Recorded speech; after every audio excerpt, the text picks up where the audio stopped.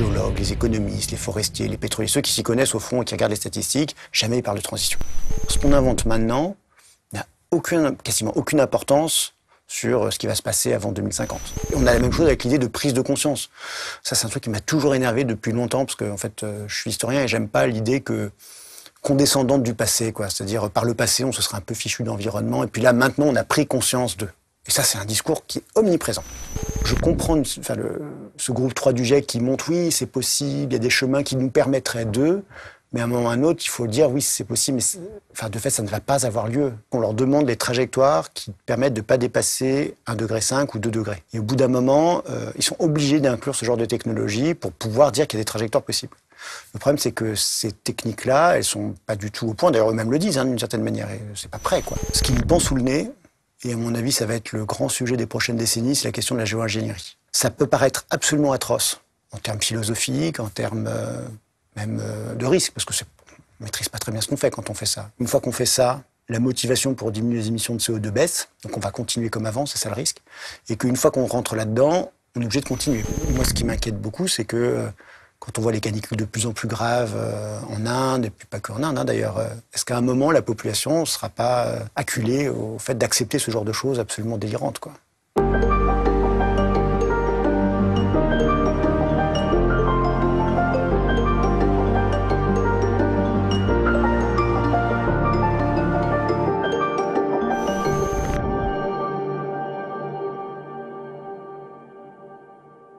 Jean-Baptiste Fresseuse, bonjour. Bonjour. Je suis très heureux de vous recevoir sur la chaîne YouTube du Cité Lucide. Vous êtes chercheur au CNRS, vous êtes spécialisé en histoire des sciences, des techniques et de l'environnement. Pour commencer, j'aimerais vous demander votre vision de la transition énergétique dont on parle beaucoup, dont le GIEC vient beaucoup de parler, alors que vous avez une analyse assez originale, voire non conventionnelle. Alors, au contraire, mon analyse, elle est très conventionnelle. C'est-à-dire, quand on regarde d'un point de vue historique l'histoire de l'énergie, il n'y a absolument pas de transition. Moi, ça ne me gêne pas, à la limite, qu'on parle de transition au futur comme un concept normatif. Mais le problème, c'est que souvent, cette vision de la transition comme quelque chose qu'il faut faire advenir, elle s'ancre dans une histoire qui n'existe pas. C'est une histoire, par le passé, on aurait des transitions du bois au charbon, puis du charbon au pétrole, et maintenant, il faudrait faire advenir une nouvelle transition face à la crise climatique. Et donc, le problème, c'est que face à cet énorme défi qui est la crise climatique, quelque chose qui est absolument sans précédent, on a recyclé des manières de voir l'énergie, des manières de penser le développement des techniques qui sont pas du tout à la hauteur de ce qu'il faut affronter.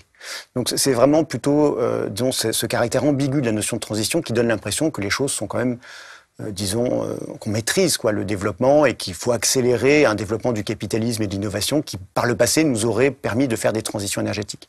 Non, en fait, il faut bien voir que le capitalisme, l'innovation, malgré des progrès indiscutables et malgré sa performance en termes d'inventivité, ne fait pas du tout advenir des transitions. C'est fondamentalement une histoire de cumulation, une histoire d'addition, d'empilement, à la fois des énergies et des matières premières. Parce que là, on parle beaucoup d'énergie à cause du CO2 et à cause du changement climatique, mais en fait, ça vaut pour toutes les matières premières. C'est fondamentalement l'histoire matérielle de l'humanité, c'est une histoire d'accumulation. C'est très difficile de voir des matières premières qui sont devenues obsolètes. Après des siècles d'innovation et de produits de synthèse, etc., on n'a pas d'exemple de matières premières dont on se passe entièrement. Si vous prenez même les principales matières premières qu'on consomme depuis 1950 jusqu'à 2015, sur les 60 principales matières premières, il n'y en a que 5 qui ont diminué. Et quand elles diminuent, c'est qu'il y a des interdictions. C'est l'amiante, par exemple. L'amiante, c'est toxique, certains pays l'ont interdit, ça produit des diminutions. Ça n'a pas disparu du tout, mais ça a diminué. La seule matière qui diminue par phénomène un petit peu, disons, d'obsolescence, c'est la laine de mouton, qui est remplacée par des fibres synthétiques, mais c'est pas du tout une bonne nouvelle pour l'environnement. Donc voilà, c'est que quand on parle trop légèrement de transition énergétique, d'innovation pour résoudre les questions environnementales, on dit quelque chose qui est contraire à l'essentiel de la dynamique du capitalisme dans son rapport à la matière. C'est ça qui m'embête. Ouais, parce qu'on a un peu l'impression dans le discours, je dirais, conventionnel, c'est que et dans le passé, on avait le charbon, puis le charbon ça a disparu, puis il y a eu le pétrole, et puis le pétrole c'est en train de disparaître, et puis il y aura le nucléaire, ou l'éolien, les renouvelables, et donc on a déjà eu plein de transitions, et on va en faire une, il n'y a pas de problème. En fait, c'est ça qu'on entend, ou en tout cas qu'on a un peu en tête. Disons que c'est la culture commune, disons générale, mais qu'on a inculquée aussi aux élèves. C'est-à-dire au collège, on apprend que la révolution industrielle, c'est un basculement du bois au charbon.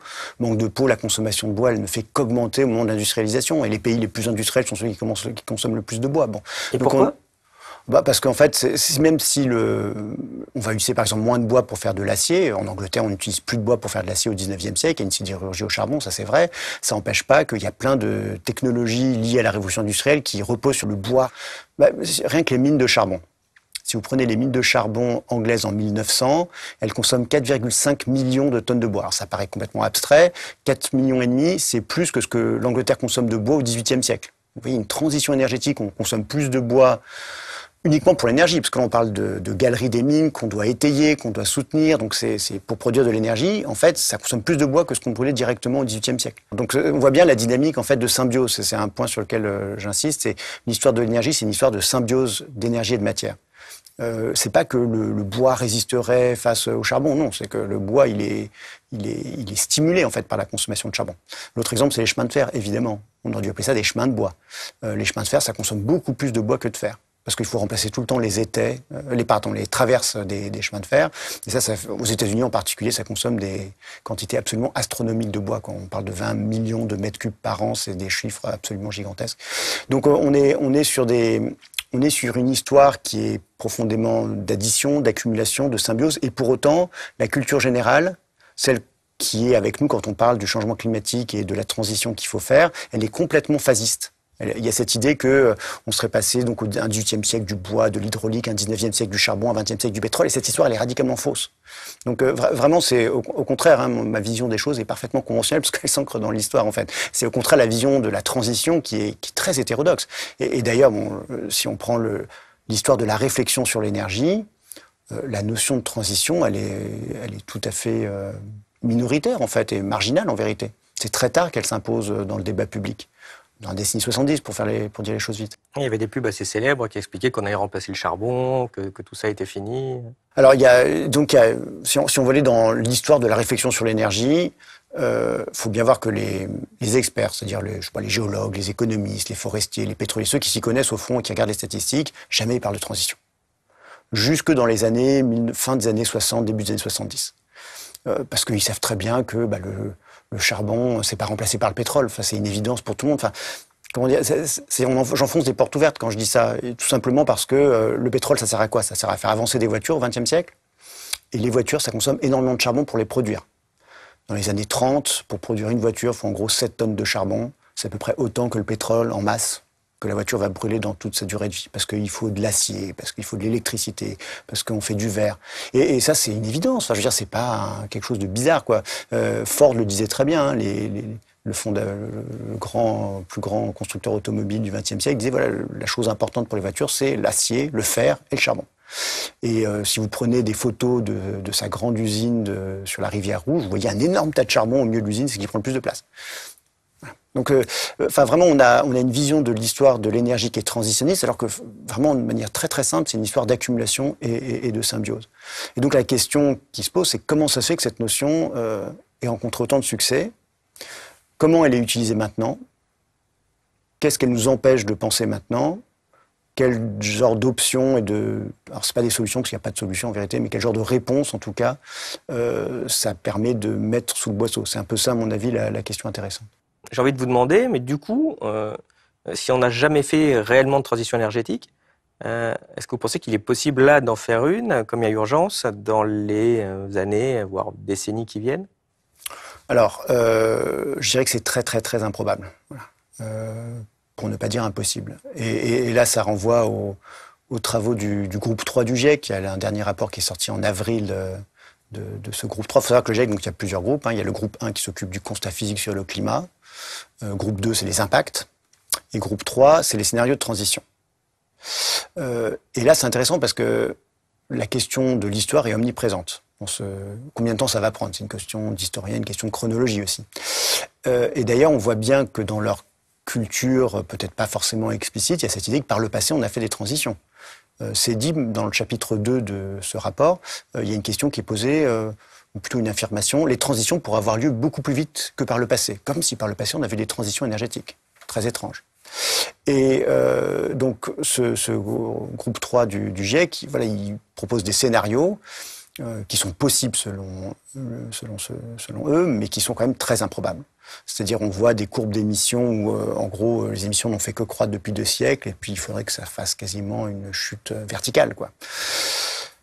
Chose qui paraît quand même assez improbable quand on voit que, malgré les plus grandes crises, malgré les guerres, etc., on n'a pas vraiment de diminution des émissions de CO2. Voilà. Donc c'est vrai que l'histoire rend assez pessimiste. J'en suis vraiment désolé, c'est un peu triste, ça m'embête. Je sais pas, c'est pas mon naturel d'être pessimiste, mais objectivement, ça rend extrêmement pessimiste sur notre capacité à décarboner l'économie avant 2050, parce que là, on parle maintenant de 30 ans, quoi. Pour pas dépasser les fameux 2 degrés, il faudrait que les émissions de CO2 atteignent un pic, il faudrait qu'elles diminuent tout de suite, qu'elles aient diminué de 40% en 2030, à savoir demain, et qu'on ait décarboné ou qu'on soit net zero, donc qu'en gros les émissions qu'on émet soient compensées par les puits d'absorption naturelle d'ici 2050. Et ça, c'est très très hautement improbable. Il y a des pays qui ont connu ce genre de bouleversement énergétique violent? Alors, les pays qui ont connu des bouleversements énergétiques, il y en a quelques-uns, c'est des pays qui sont dans des crises profondes. Et en vérité, même dans ces crises-là, c'est moins important que ce qu'il faut faire advenir maintenant. Alors, les exemples les plus dramatiques, c'est la Corée du Nord après 1992, parce qu'elle est coupée de l'approvisionnement d'un pétrole bon marché qui venait de l'Union soviétique. Et là, ça produit des famines. Enfin, donc, c'est vraiment une catastrophe, sachant que la dictature va plutôt favoriser, disons, l'armée plutôt que l'agriculture, ce genre de choses. Un exemple un peu moins catastrophique, mais qui était très difficile, c'était Cuba. Donc Cuba rentre dans ce qu'on appelle la période spéciale, où il y a des rationnements, il y a des transports qui sont très limités, recours à la bicyclette, autostop généralisé rendu obligatoire. Donc on est plutôt dans des situations de blocus, de crise, mais de fait, c'est pas ce qui va s'appliquer, en tout cas aux pays riches et aux pays qui ont la capacité de s'approvisionner en fossiles.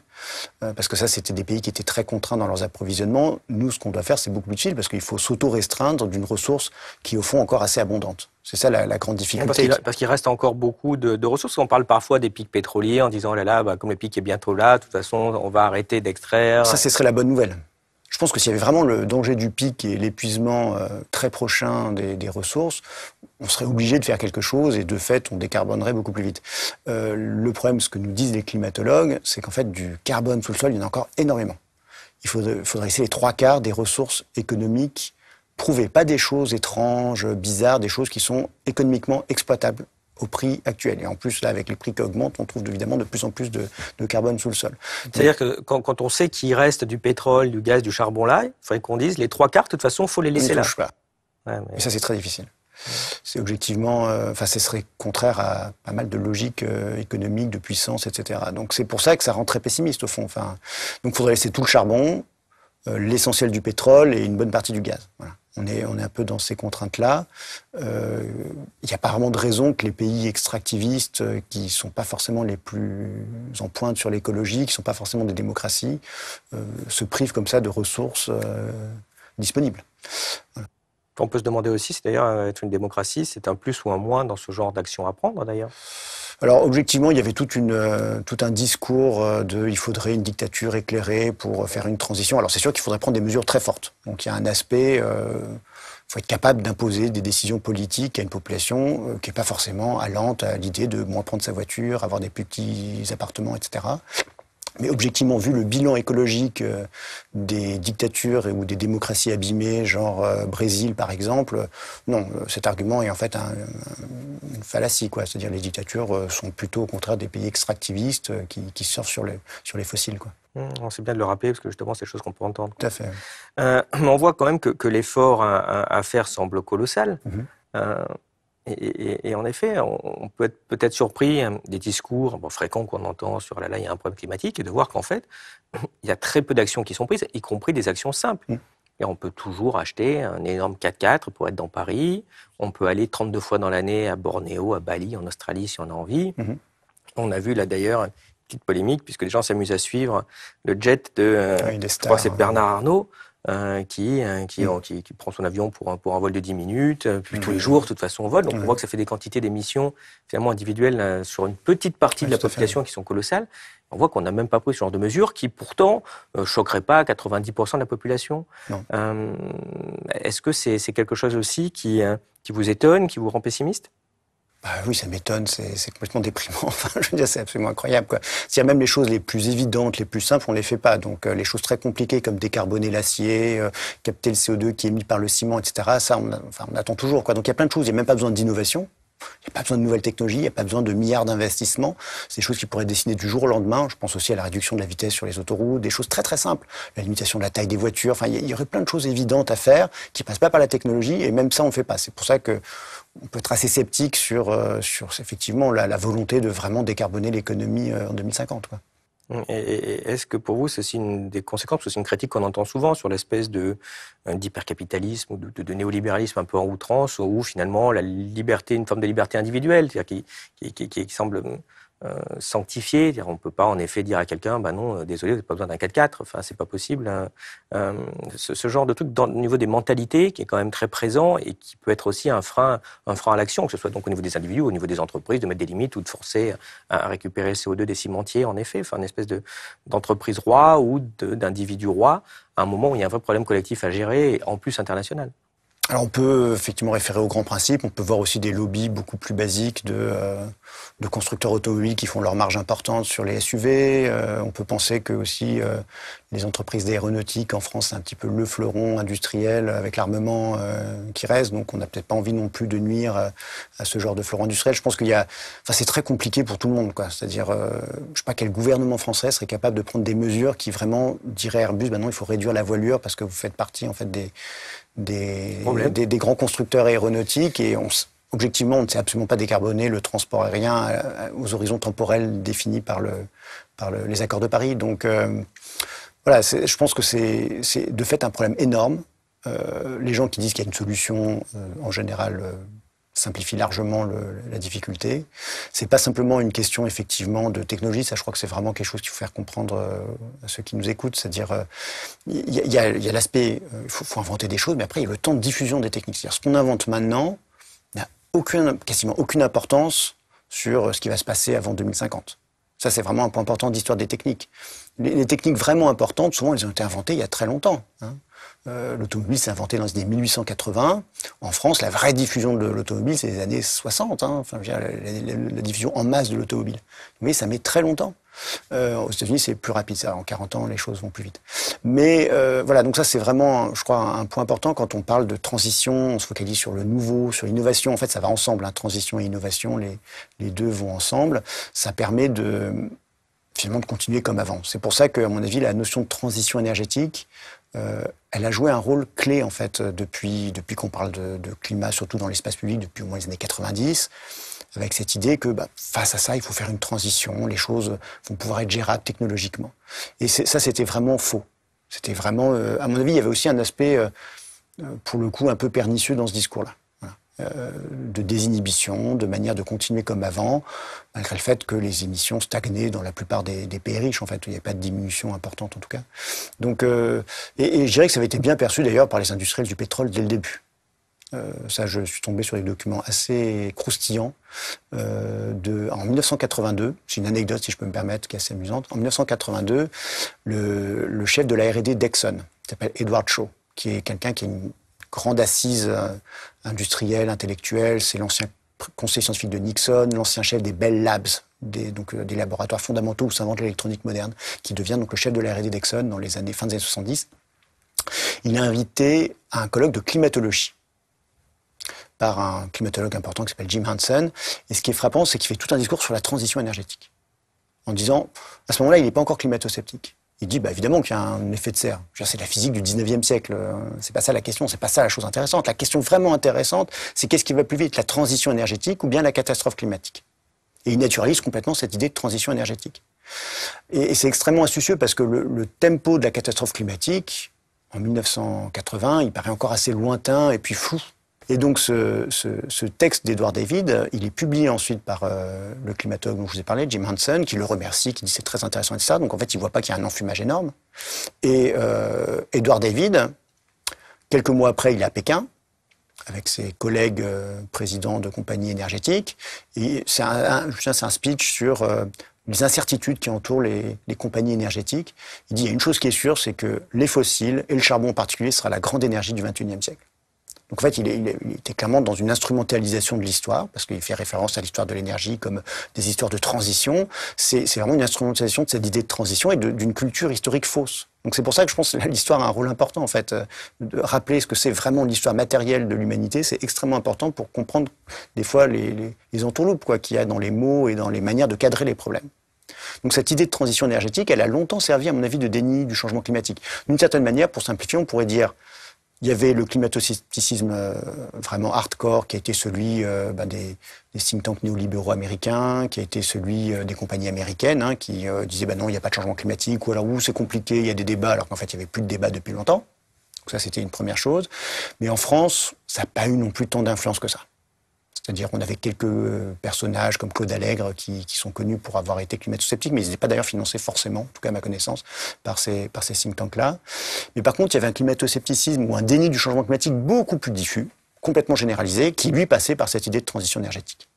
C'était une manière beaucoup plus subtile, beaucoup plus finalement convaincante, de dire pas la peine de faire tant d'efforts que ça, puisqu'il y a une transition énergétique en cours, il y a des techniques, il y a de l'innovation, on va pouvoir finalement remplacer l'infrastructure énergétique.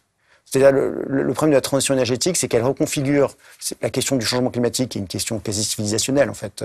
Notre civilisation matérielle a été fondée sur le charbon, le pétrole et sur l'extraction de matières premières par une simple question de changement d'infrastructure. C'est une manière vraiment de réduire le problème, de l'ampleur du problème.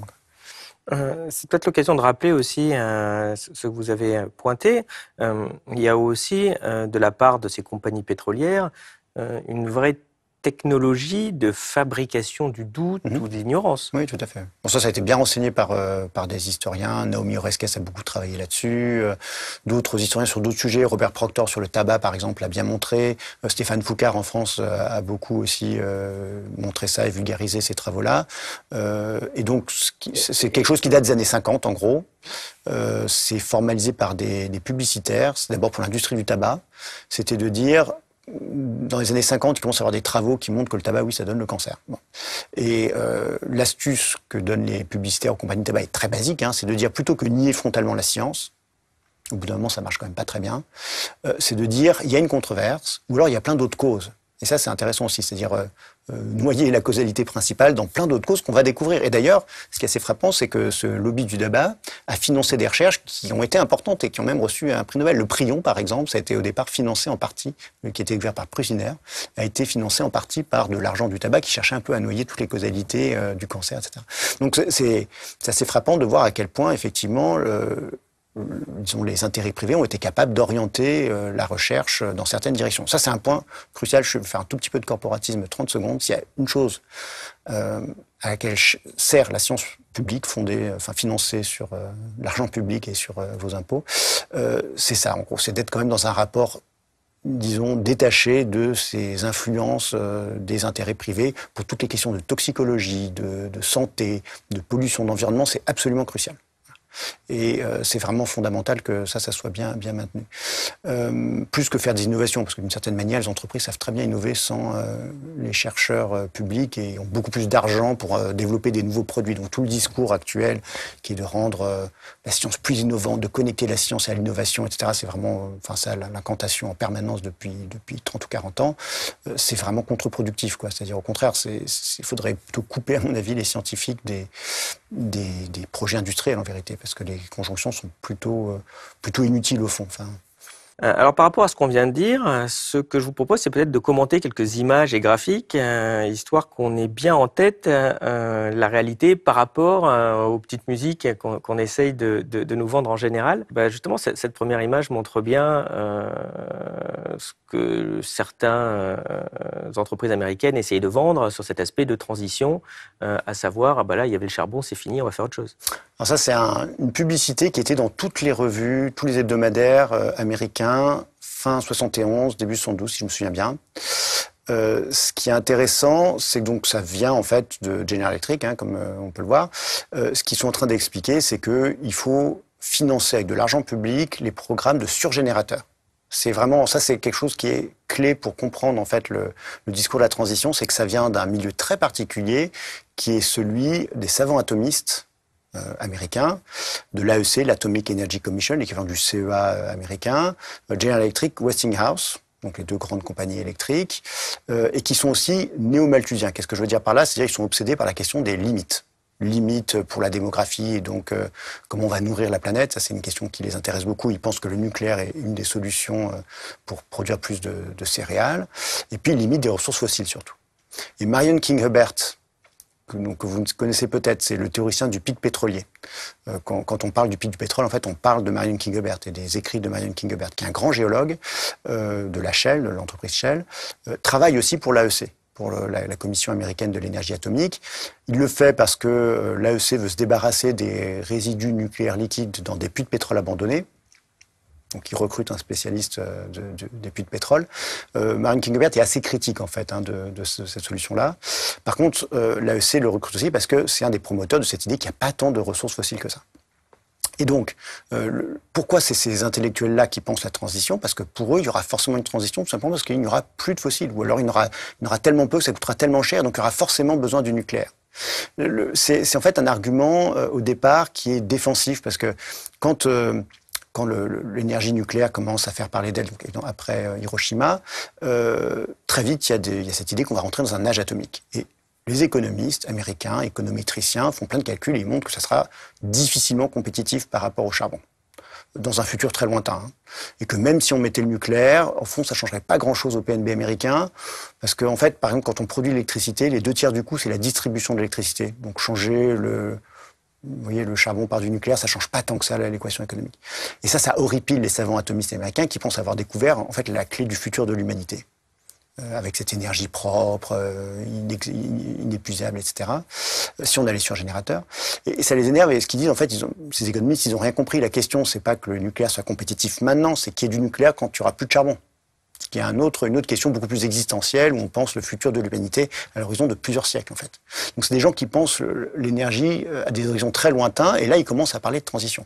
Mais une fois encore, c'est une vision très particulière qui est celle d'un petit groupe influent, mais pas non plus, comparé à tous les économistes et à tous les experts pétroliers, du charbon, etc., ils ne représentent pas tant que ça, quoi. Et dès la fin des années 60, j'en reviens à cette publicité, dès la fin des années 60, on voit dans les documents internes de l'AEC qu'ils sont en train de populariser dans l'espace public américain une notion qui est très importante pour comprendre le succès de la notion de transition énergétique, la notion de crise énergétique. Cette notion de crise énergétique, elle apparaît avant le choc pétrolier de 73.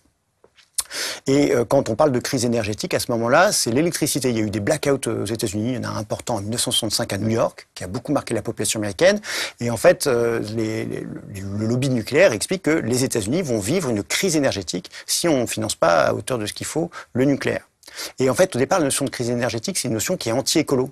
En gros, c'est dire les écolos nous enquiquinent, ils nous mettent des bâtons dans les roues pour autoriser les centrales nucléaires, etc. Et en fait, ils vont créer la condition de la crise énergétique. Ou alors, c'est pour relativiser la crise environnementale en disant bon, il y a une crise environnementale, il y a plein d'images de pollution, de mouettes engluées dans du mazout, mais ça, c'est pas très important, c'est très télégénique, mais c'est pas très important. Ce qui est fondamental, c'est la crise énergétique qui est immédiate en fait, qu'on va tout de suite rencontrer.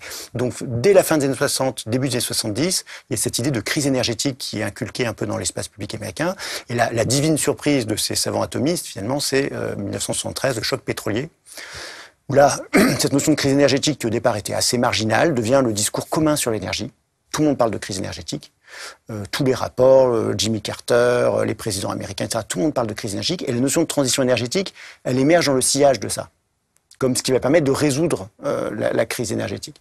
Donc une fois encore, cette futurologie de la transition énergétique, qui est aussi une histoire fausse, au départ, elle est assez marginale et elle se diffuse sous l'égide du lobby nucléaire et, disons, à la faveur de ce choc pétrolier de 73. Puisqu'on parle du lobby nucléaire, il y a un pays où ça a vraiment bien marché, c'est la France, parce que finalement, on a eu une énorme construction de centrales nucléaires, et donc on a un des mix les plus nucléaires de la planète, et donc quelque part les plus décarbonés. Ce sujet déchaîne assez rapidement les passions pour beaucoup de personnes. Vous en pensez quoi, justement, sur l'avenir? C'est une solution, le nucléaire? C'est un problème? C'est un fantasme? C'est une piste à explorer? Le problème du nucléaire, c'est qu'en fait, c'est très cher, c'est très long à construire, et ça ne pourra pas être généralisable à l'échelle du problème climatique. Donc il y aura plein de choses à dire sur le nucléaire, en vérité, parce qu'il se passe Enfin, pour l'histoire, à vrai dire, du climat, c'est fondamental, en fait, les physiciens nucléaires. Mais le problème, c'est que pour construire une centrale, il faut au moins 10 ans. Celle de Flamanville, on n'a toujours pas réussi à la finir. Et là, il faut décarboner l'économie maintenant, quoi. Et puis en outre, le nucléaire, on n'imagine pas mettre des centrales de partout sur la planète, y compris des pays où on ne veut pas qu'il y ait d'énergie nucléaire. Donc le problème de l'énergie nucléaire, c'est qu'en fait, ça a été présenté comme la solution, en vérité, et même d'une certaine manière, la question du changement climatique, je pourrais y revenir si ça vous intéresse, la question du changement climatique a été mise en avant en premier, ou en tout cas étudiée de manière nouvelle, et très neuve et très intéressante par des savants atomistes qui voulaient en fait défendre l'option nucléaire. Dès les années 50, là on parle du début des années 1950, mais ces savants atomistes, ils avaient découvert un problème qui était beaucoup plus gros que la solution qu'ils proposaient. Voilà. Et d'ailleurs, ces savants atomistes, le nucléaire tel qu'on le fait maintenant, ils ne voyaient pas du tout ça comme une solution. Pour eux, la vraie solution, c'était d'abord la surgénération nucléaire. Et pourquoi ils étaient aussi, ils pensaient que le nucléaire tel qu'on le connaît maintenant, c'était pas une solution d'avenir. C'est parce qu'en fait, à cette époque, les réserves d'uranium étaient assez limitées. Et donc, au fond, l'uranium allait se heurter au même piège des ressources que le pétrole et que le charbon, si on n'avait pas la surgénération nucléaire. Donc ça, c'est des savants du milieu des années 1950, 60, qui ont en fait un rôle technologique important dans certains pays, comme la France, le Japon, un peu moins aux États-Unis, assez faible. À l'échelle mondiale, le nucléaire, c'est très peu du mix énergétique mondial. C'est quelques pourcents, en fait. On se focalise là-dessus en France, mais c'est pas très important, en fait. Et par contre, disons, sur les manières de penser l'énergie, ils ont eu un rôle très important. Parce que ça vient d'eux, la notion de transition énergétique. Ça vient vraiment de ce petit groupe intellectuel-là. Alors on peut passer peut-être au graphique suivant qui est parfois mis en avant pour illustrer ce qui aurait été une transition énergétique. Donc autrement dit, c'est la part dans l'énergie consommée sur la planète de chacune des sources d'énergie. Et c'est vrai qu'on voit que évidemment, la biomasse, donc le bois, tout ça, ça a baissé avec le temps. Puis on voit que le charbon aussi a fini par baisser avec, semble-t-il, dans les années 20. Ça montre pas une transition, ça? Alors justement, c'est toute l'astuce d'où ça vient déjà cette vision en relatif, en fait. C'est ça qui est original. En gros, dans la manière dont on représente les mix énergétiques, on le fait depuis les années 1920, donc c'est assez vieux. C'était toujours des courbes qui s'empilent, qui font qu'augmenter, où on voit le charbon qui augmente, le pétrole qui augmente sur le charbon, etc. Et puis, à partir, à vrai dire, ça remonte même, c'est assez précis, c'est 1974, c'est un monsieur qui s'appelle Cesare Malchetti, qui est un physicien atomiste italien qui fait de la prospective énergétique. Il se met à regarder les choses en relatif. Et là, au miracle, il voit plein de transitions. Et d'ailleurs, si vous voyez cette courbe, vous voyez que le charbon, quand Cesare Malchetti travaille, effectivement, il est en train de diminuer en part relative. Donc, en fait, lui, ce qu'il fait, il extrapole ça, et puis il dit, vous voyez, en 2000, il n'y aura plus de charbon. Et cette façon de voir l'énergie en relatif, au fond, c'est ça la théorie de la transition. Donc ça vient de ce travail de prospective énergétique. Au départ, c'est pas un travail d'histoire de l'énergie, c'est un travail de prospective de l'énergie. Et cette forme de représentation graphique de l'énergie où on voit tout en relatif, c'est là où on voit à quel point un graphique, quand on le retravaille, ça peut donner des orientations de compréhension importantes, quoi. Oui, tout à fait, parce qu'on voit sur le graphique suivant la réalité, en fait, c'est-à-dire qu'est-ce qu'on utilise vraiment en regardant les quantités. Et là, on voit déjà, alors, au niveau global, que c'est même assez impressionnant, hein, cette augmentation d'énergie dans le monde et qui a été multipliée par 10 finalement à peu près au cours du XXe siècle. Et on voit bien dans ce graphique suivant, si cette fois on prend chaque énergie mais qu'on ne la regarde plus en relatif, mais en quantité réelle, c'est-à-dire combien on utilise de pétrole, de charbon, cette fois, oui, en effet, on ne voit plus de transition, on voit que toutes les énergies fossiles ne font qu'augmenter. Alors, il y aurait plein de choses à dire sur ces courbes. Moi, je trouve la chose la plus frappante, c'est que ça ne fait déjà que croître. C'est-à-dire, vous prenez, ça c'est très gênant pour un historien, on ne voit pas l'histoire. On voit en tout cas les pires crises qu'on nous apprend, Première Guerre mondiale, suite de la grippe espagnole, Seconde Guerre mondiale, etc., crise de 29, choc pétrolier 73, ça fait des tout petits replats, toutes petites encoches, et ça repart de plus belle. Il y aura un autre point important, si vous prenez la courbe où on voit les énergies qui s'empilent, en fait, quand vous dites c'est multiplié par 10, c'est beaucoup plus en vérité. Parce que, en fait, l'efficacité énergétique des machines qui utilisent ces énergies a énormément augmenté. entre les centrales thermiques qui faisaient l'électricité dans les années 1910 et puis les centrales thermiques qui font l'électricité maintenant toujours avec du charbon, hein, les rendements ont énormément cru. Donc en fait, l'énergie disponible, les services énergétiques ont bien plus augmenté que la consommation énergétique. Donc effectivement, le point important, c'est que quand on regarde en cumulé, on voit pas du tout de transition. En valeur absolue, on voit pas du tout de transition. Quand on met en relatif, d'un coup, on peut voir des transitions, surtout dans les années 70. C'est un peu moins net, à dire, avec les courbes, si on les prolonge jusqu'aux années 2000. Par exemple, si on prend l'exemple de la biomasse, que je trouve assez intéressant, la biomasse, c'est pas du tout une énergie ancienne et dépassée. Enfin, on parle du bois. Le bois, hein, grosso modo, c'est du bois. Il y a aussi un peu de déchets agricoles, mais essentiellement du bois qu'on brûle. Déjà, pour 2 milliards de personnes, en particulier dans les pays pauvres, c'est avec ça qu'on cuisine, qu'on se chauffe, donc ça c'est quand même déjà majeur en fait en termes absolus. Et puis même dans les pays riches, dans certains pays riches, on consomme beaucoup plus de bois énergie maintenant qu'on en consommait au XVIIIe ou au XIXe siècle. Je vous parlais de l'Angleterre. En ce moment, Drax, une compagnie, une entreprise qui fait de l'électricité, une centrale thermique qui fait de l'électricité dans le nord de l'Angleterre, près de Liverpool. Elle est créée dans les années 80, elle se reconvertit à la biomasse dans les années 2000 sous prétexte de changement climatique. Elle consomme chaque année entre 6 et 12 millions de mètres cubes, ou de tonnes, je ne sais plus, il faudrait que je vérifie, de copeaux de bois. C'est beaucoup plus que ce que l'Angleterre utilisait au 19e et encore plus que ce qu'elle consommait au 18e siècle. Donc après 2 siècles de transition énergétique, on arrive au beau résultat que l'Angleterre consomme plus de bois pour son énergie qu'elle ne le faisait au 18e siècle. Et ce bois, il est coupé essentiellement au Canada et aux USA. Il est coupé avec des machines qui fonctionnent au pétrole. Il est transformé en copeaux dans des machines qui fonctionnent au diesel. Il est transporté dans des gros navires qui fonctionnent aussi au pétrole. Donc on voit bien que les énergies, en fait, une fois encore, elles ne sont pas du tout dans des rapports de substitution. Elles s'entraident les unes les autres. Plus vous avez de pétrole, en fait, plus vous avez de bois. C'est pour ça que l'histoire phasiste, où on passe d'énergie, de mix énergétique et de l'un dans l'autre au cours du temps ne marche pas. Tout simplement parce que au fur et à mesure que vous avez des nouvelles technologies qui fonctionnent avec les fossiles, vous avez en fait plus de biomasse. C'est un point évident, quoi. Mais si vous prenez l'exploitation forestière, une fois que vous avez des tronçonneuses, des engins pour débarder le bois qui fonctionnent au pétrole, c'est beaucoup plus facile d'avoir du bois. Donc le bois coûte moins cher, donc on en utilise plus. C'est aussi simple que ça. Le principal poste de consommation de bois, en particulier dans les pays riches, c'est la construction des maisons. Évidemment, avec la suburbanisation, on construit de plus en plus de maisons individuelles, donc on consomme de plus en plus de bois. Donc, en fait, bois et pétrole, souvent, c'est jamais mis ensemble dans l'historiographie, parce que vous avez, en gros, c'est séparé par le charbon de la révolution industrielle, pour raconter les choses simplement, dans les grandes histoires de l'énergie, les grandes fresques sur l'histoire de l'énergie, mais en fait, le bois se modernise grâce au pétrole. Et justement, on a parlé du bois, mais la courbe sur le charbon, elle interpelle quand même, puisque justement, on nous vend cette idée que le charbon, c'est une énergie du passé, qui a subi une transition.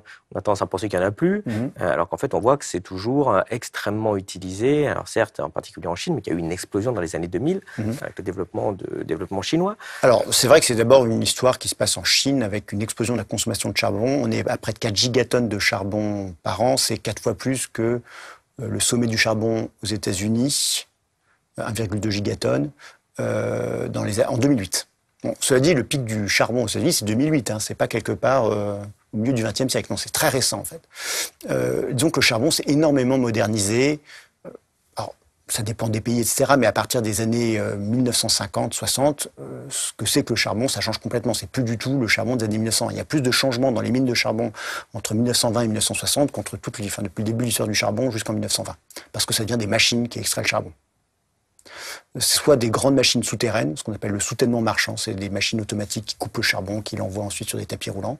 Soit c'est les mines à ciel ouvert, qui se développent prodigieusement à partir des années 1950 dans tous les pays du monde, y compris en Europe. C'est pas quelque chose qui est seulement l'Australie, les États-Unis, etc.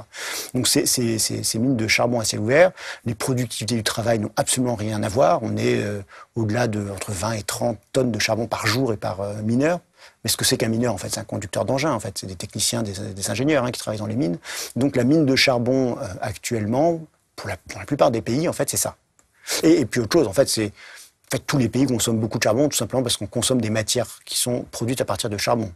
La France utilise beaucoup d'acier, et l'acier, c'est encore très majoritairement produit avec du charbon. C'est compliqué, on va dire, il y a plusieurs façons de faire de l'acier, mais on produit 1,7 gigatonnes d'acier par an. Et si vous prenez les chiffres de l'association de la sidérurgie mondiale, ils disent en gros 70% de l'acier, c'est du charbon. Donc, en fait, en France, dès que vous avez un bâtiment qui a du béton armé, dès que vous achetez une voiture, en fait, vous consommez du charbon. Enfin, voilà. On n'a pas du tout séparé l'économie française du charbon, c'est pas vrai. Malgré les centrales nucléaires. Enfin. Vous soulignez aussi des choses qui sont assez inquiétantes pour l'avenir. En particulier, si on revient sur ce graphique, alors on a vu tout à l'heure que quand on regardait matière par matière individuellement en relatif, c'était trompeur. Mais il est intéressant quand on regarde l'ensemble du mix, puisque là, bon, on voit ce qu'on disait tout à l'heure, hein, ce charbon qui semble baisser en relatif, mais pas en absolu, parce qu'en fait, le pétrole complète le charbon, puis le gaz est venu s'ajouter également. Non, ce qui est intéressant, c'est de regarder juste la courbe en pointillé, qui montre finalement le total des énergies fossiles dans ce qu'on appelle le mix énergétique, donc en fait les sources d'énergie qu'on a. Et on voit que les fossiles, évidemment, ont énormément monté au XXe siècle, mais ce qui est assez frappant, c'est que depuis en gros 1970, 80% de l'énergie de la planète, elle est fossile et que ça ne bouge pratiquement pas. Un petit peu, ça monte, ça diminue un peu avec le Covid, mais on voit que par rapport à ce dont on parle, et ici, enfin, on est sur 50 ans, on est sur un demi-siècle, alors que le problème était connu, où on s'en est vraiment mis sur le devant de la scène dans les années 90, et 2000, même les années 2010, effectivement, où ça semble central. Regardez, les énergies renouvelables, on change les choses. En fait, il ne semble pas se passer grand-chose. Bah oui, je suis d'accord, c'est très effrayant, effectivement, mais ça renvoie à un point important d'histoire de l'énergie, quoi. Les mix énergétiques, ça évolue lentement, en fait, et surtout quand on prend l'échelle globale, c'est quasiment du surplace, quoi. On voit le renouvelable en haut, en vert, là, qui semble apparaître, mais et encore, ce qui est important, c'est l'hydro, en fait. C'est l'hydroélectricité, donc quelque chose d'assez ancien, en vérité. Quand on prend les renouvelables, souvent on mélange hydroélectricité, solaire et éolien, et ce qui pèse, en fait, lourd dans la plupart des pays, ça dépend, l'Angleterre, c'est différent, etc., c'est l'hydroélectricité, en fait. Donc les barrages. Les barrages qui existent depuis le début du XXe siècle, en fait, qui se développent surtout dans les années 30 puis 70. Donc, effectivement, ça, c'est assez effrayant, cette stabilité En gros, le monde matériel évolue très lentement. Je crois que ça, c'est quelque chose d'assez simple à apprécier. Malgré tout le discours sur l'innovation et la création destructrice, Schumpeter, etc., non, en fait, le monde matériel évolue très, très doucement. Ça vaut pour les techniques. On a l'impression qu'il y a tout plein d'innovations tout le temps, mais en fait, déjà, les innovations ne font pas disparaître les objets anciens. C'est un point tout bête, mais que je trouve que n'importe quel enfant devrait... Enfin, on voit bien, hein, chez vous, vous avez à la fois un aspirateur et un balai. Les aspirateurs n'ont pas fait disparaître les balais, mais ça vaut pour plein d'autres choses. Le béton n'a pas fait disparaître les briques. On a des bâtiments qui utilisent les deux. La consommation de briques, elle continue de croître. Bon. Donc on n'est pas du tout dans des histoires de substitution d'un point de vue technique, déjà. Alors d'un point de vue matériel, c'est encore pire. Là, pour le coup, sur les matières, je le disais en introduction, il n'y a absolument pas d'histoire de substitution. Et en fait, ces courbes-là, elles ont... Donc, cette vision en relatif de l'énergie, ça servait à faire fonctionner un modèle de prédiction. C'est un point un peu technique, mais que je trouve intéressant pour expliquer pourquoi, je vous parlais du rapport du groupe 3 du GIEC, pourquoi ils parlent de transition qui pourrait être rapide. Ils ont en tête un modèle de prédiction qu'on appelle la courbe logistique, ou la courbe en S. Donc, c'est un modèle de diffusion. Ça croît doucement, ça se diffuse de plus en plus vite, et puis après on atteint une asymptote. Ça marche assez bien sur les techniques, c'est-à-dire vous prenez les téléphones portables, ça se diffuse d'abord lentement avec quelques pionniers, puis après tout le monde s'équipe, et puis au bout d'un moment le marché est saturé, et donc on a atteint la saturation donc complète avec les téléphones portables. Et au fond, on a projeté ce modèle-là sur l'énergie.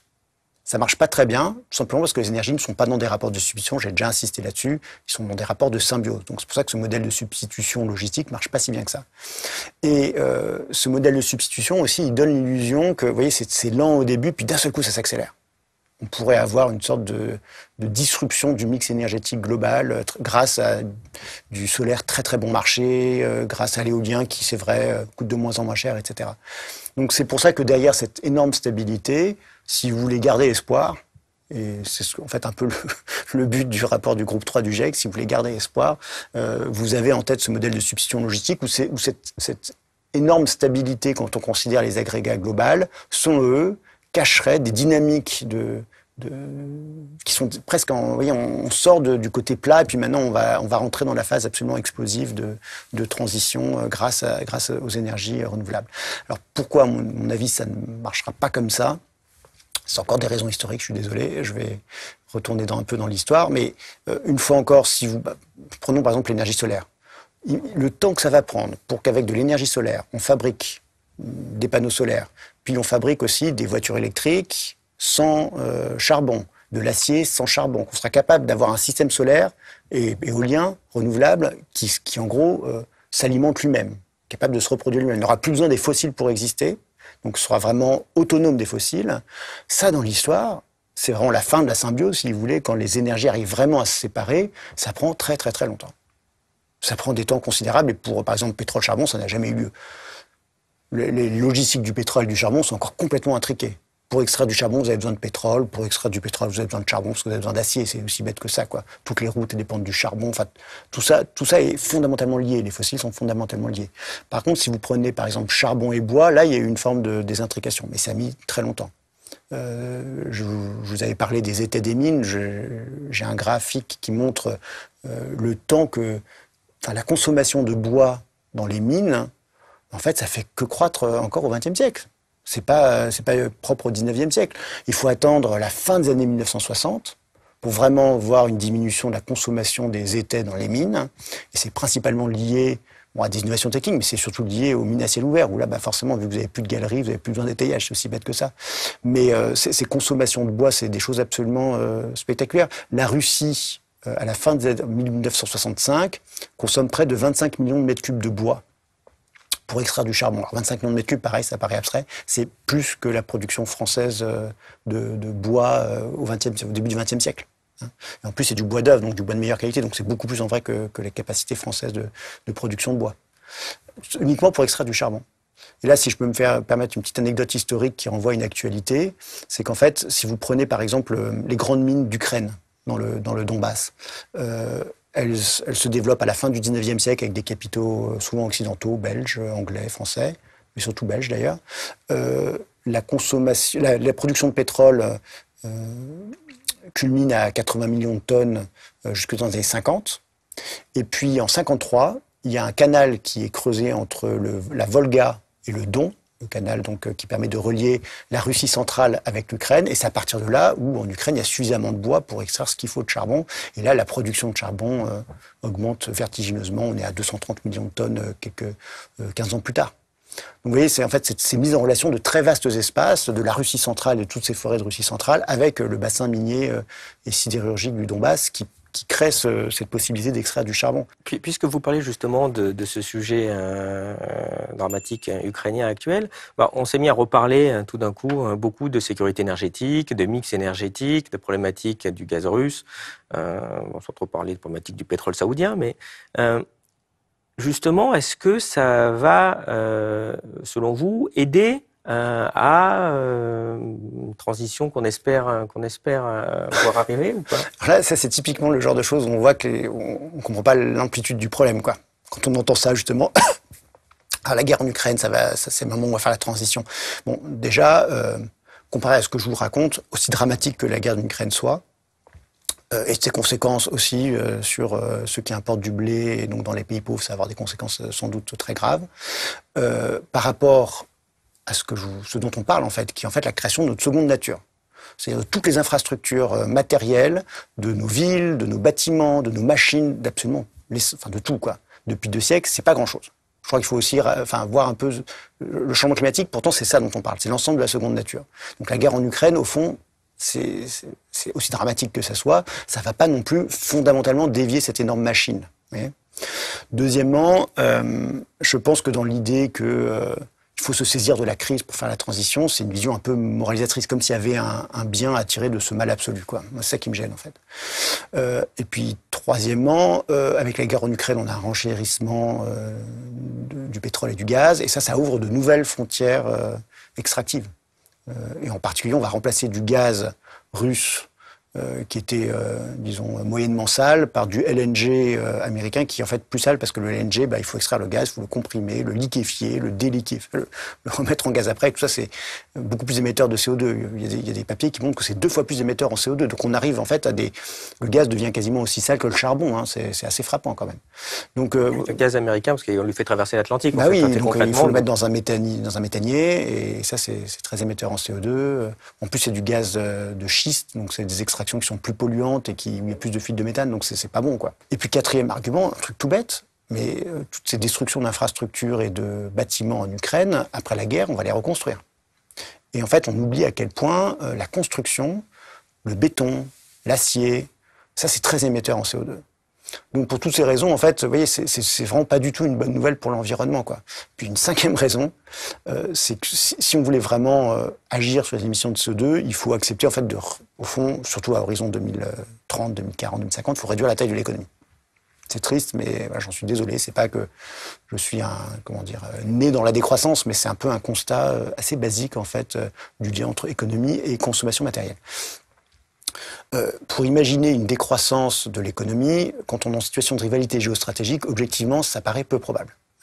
C'est plutôt une forme faudrait énormément de coopération internationale, etc. Et donc, par exemple, aussi, une autre chose qui est très grave, c'est la guerre économique entre la Chine et les USA. Ça, c'est quelque chose qui est aussi, à mon avis, pas du tout bon pour la transition énergétique. Voilà. Donc, voilà, je pense que quand on dit, oui, là, c'est la crise qui va nous permettre on avait ça avec le Covid aussi, avec le fameux monde d'après. Puis la crise de 2008 aussi. La crise de 2008, je sais pas, je me souviens plus. Mais effectivement, d'ailleurs, on pourrait dire ça sans doute de plein d'autres crises, mais on va se saisir de ça pour faire quelque chose de formidable. C'est là où on voit pas, on comprend que les gens n'ont pas compris l'énormité du problème, quoi. On le voit bien, le problème sur ce graphe dont vous parlez sur les émissions de CO2.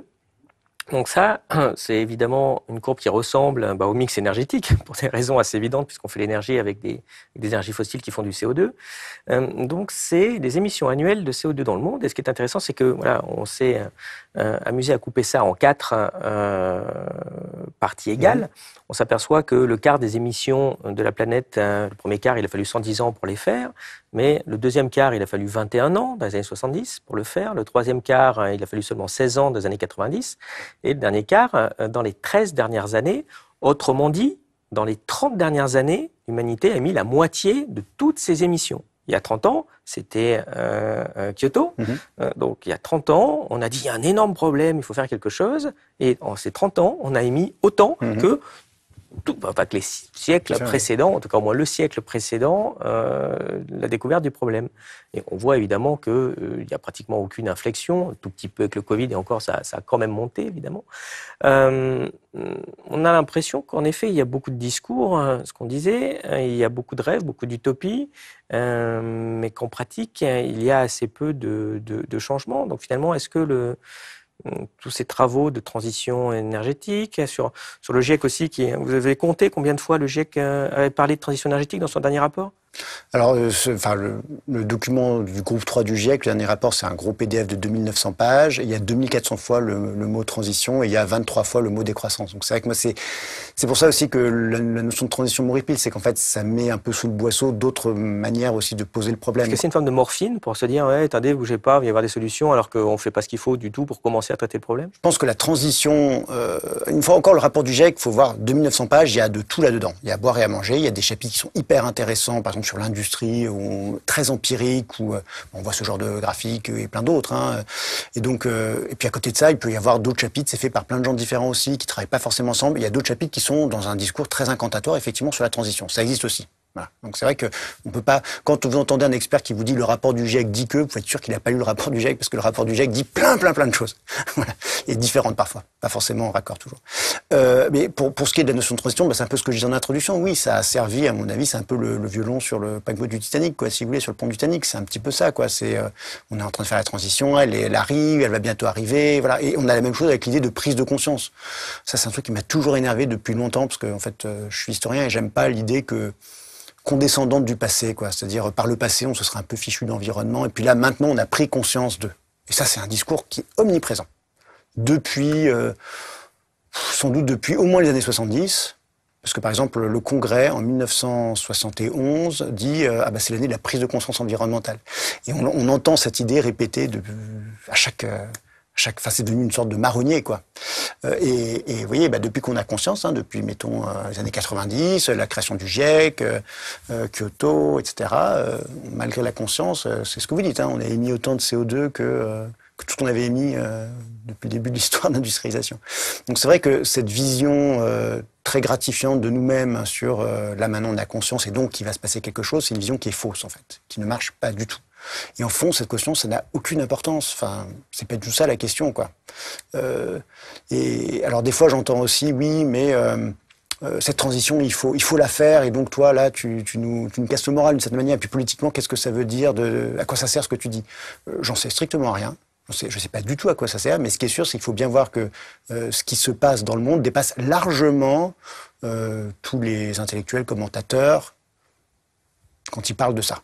Voilà. C'est-à-dire, en fait, c'est des décisions qui sont prises en Chine, dans tous les pays du monde, d'investir encore dans du charbon, d'ouvrir des centrales thermiques au charbon, de continuer la construction de routes, etc., etc. C'est ça qui importe.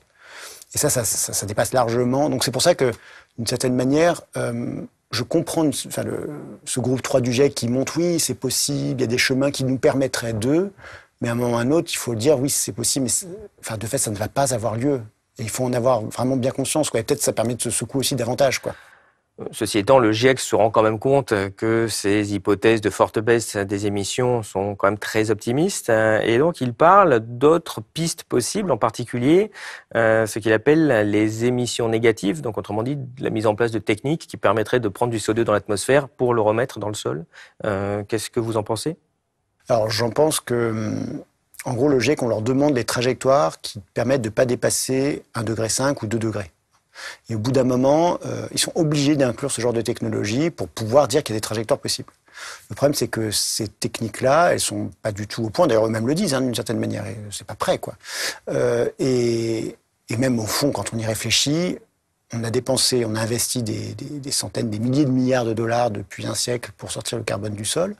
Et maintenant, il faudrait faire exactement l'inverse, le récupérer dans l'atmosphère et le mettre sous le sol. Enfin, il y a un côté assez démentiel, en fait, à imaginer que ça puisse être à la hauteur. Voilà.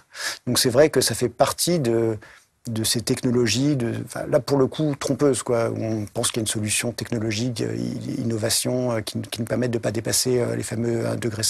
Mais alors, est-ce qu'il existe des solutions pour atteindre cet objectif? Alors, je vous dis l'histoire en pessimiste. Ce qui nous pend sous le nez, et à mon avis ça va être le grand sujet des prochaines décennies, c'est la question de la géo-ingénierie. Et d'une certaine manière, c'est un peu un retour aux sources des travaux sur le changement climatique.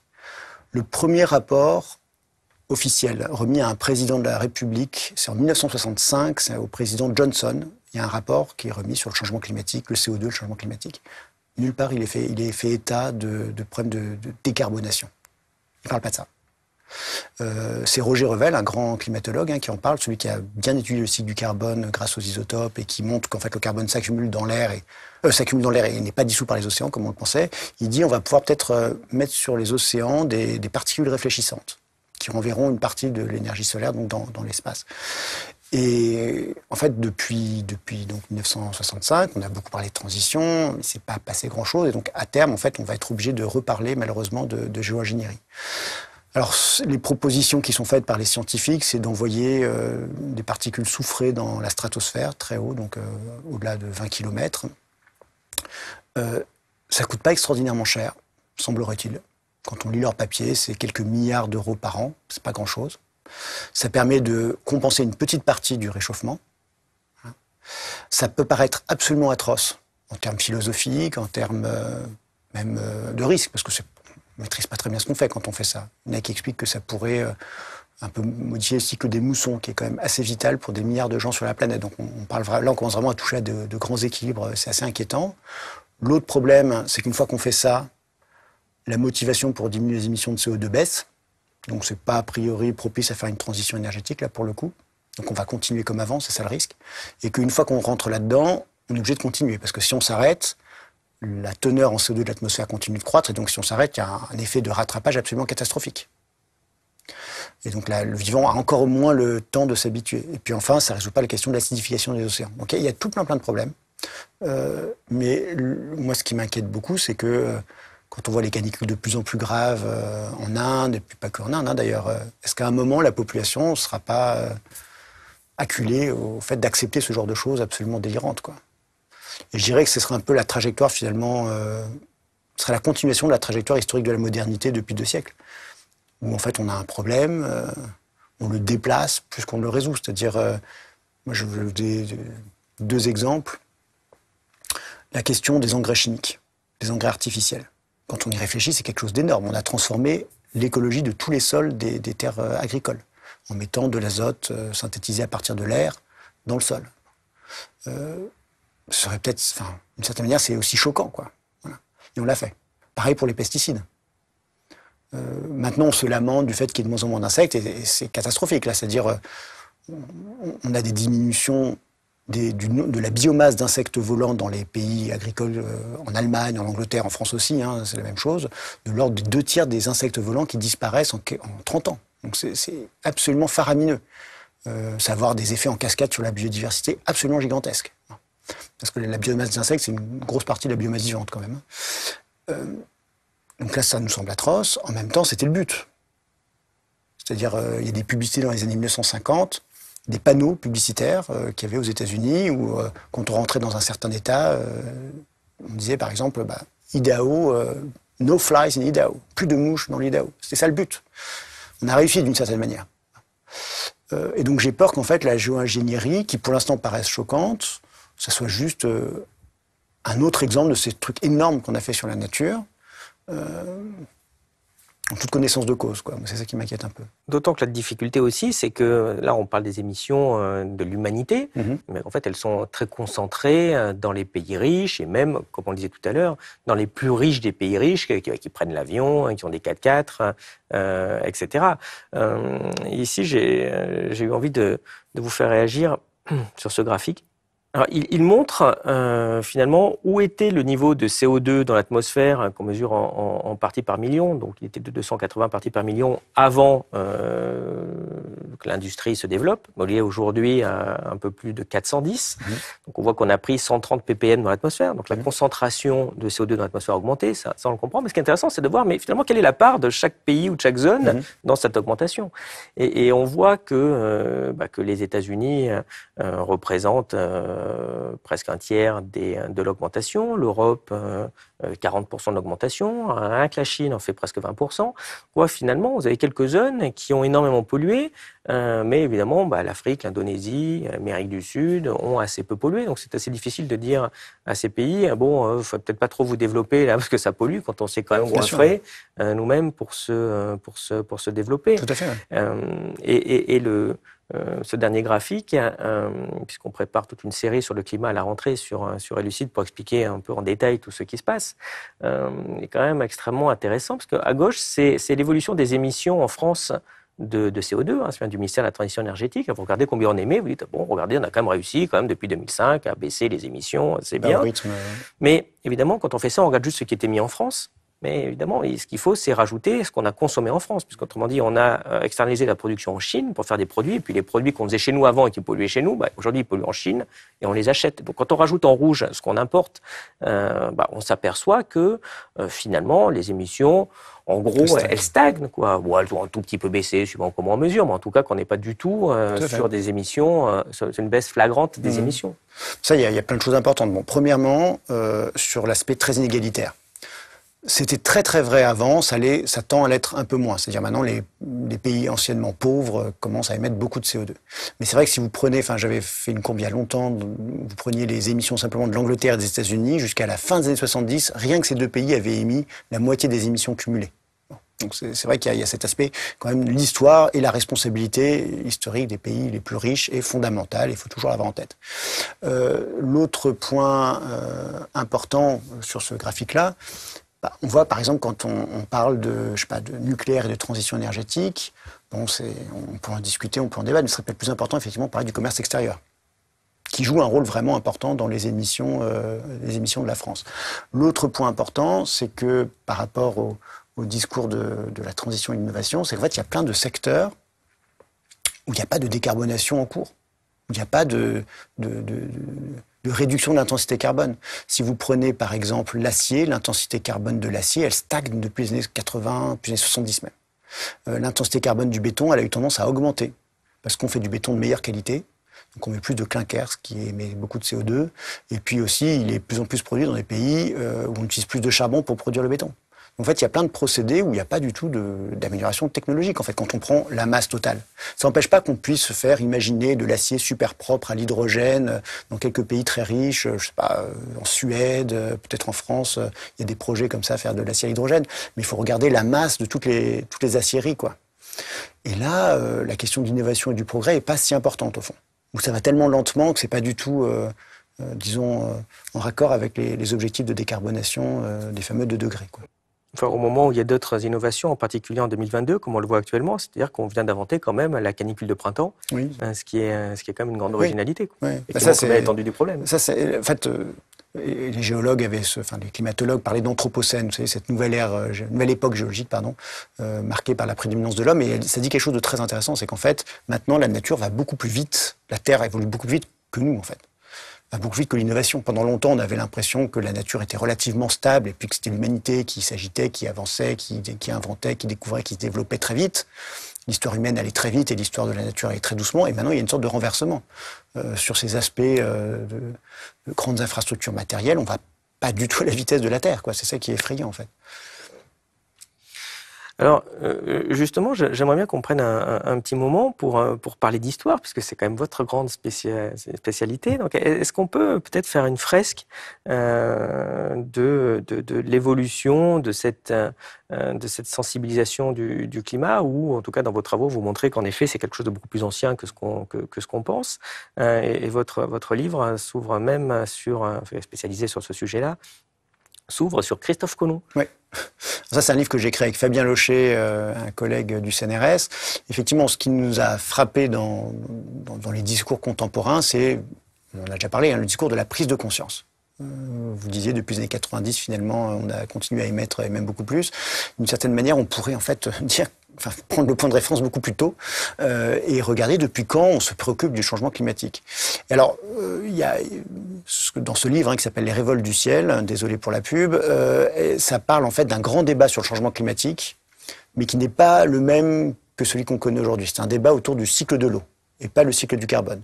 Et le sujet, c'était pas les émissions industrielles, mais la déforestation. Mais ça n'empêche pas que c'était un énorme sujet.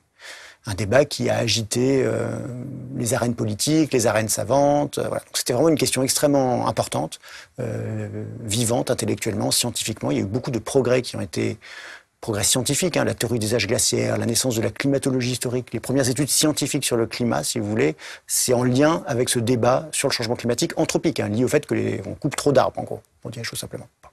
Alors, cela dit, dans un premier temps, le discours sur le changement climatique est un discours impérial, optimiste. Et c'est pour ça que Christophe Colomb, lui, commence à parler de changement climatique dès 1494 quand même, donc ça remonte. C'est qu'il est en train donc de découvrir les Caraïbes, et puis il voit quelque chose de bizarre, c'est les pluies diluviennes qui tombent à heure fixe en été, c'est au large de la Jamaïque. Et il dit une chose assez intéressante, il dit en fait, c'était la même chose aux Canaries, Porto Santo, Madère, ces archipels au milieu de l'Atlantique, colonisés par les Espagnols et les Portugais. C'est la même chose avant que les Espagnols et les Portugais coupent le bois. Donc il y a cette idée en fait que les Européens, les chrétiens, quand ils arrivent dans un territoire qu'ils colonisent, ils améliorent le climat en coupant du bois. Et ça, c'est un argument très fort pour la colonisation parce que en fait, c'était de dire les Indiens ne possédaient pas vraiment le territoire parce qu'ils ne le travaillaient pas.